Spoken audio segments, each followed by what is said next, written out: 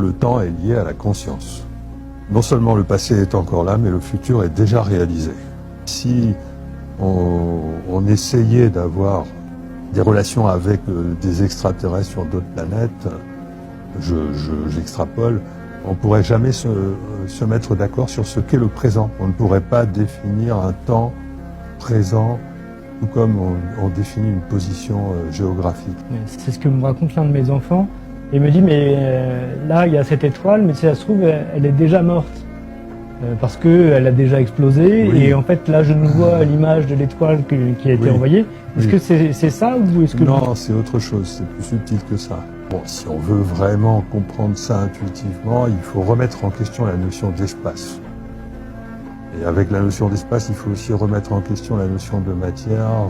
En fait, la remise en question du temps nous amène à remettre en question l'espace et finalement la matière elle-même.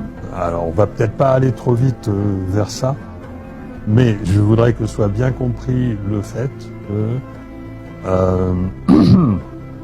le temps ponctuel, c'est-à-dire le curseur du présent et non pas la durée, c'est quelque chose qui ne peut pas être défini, quelque chose qui ne peut pas être appréhendé par la physique. Il n'y a que la conscience qui nous permet de parler du temps.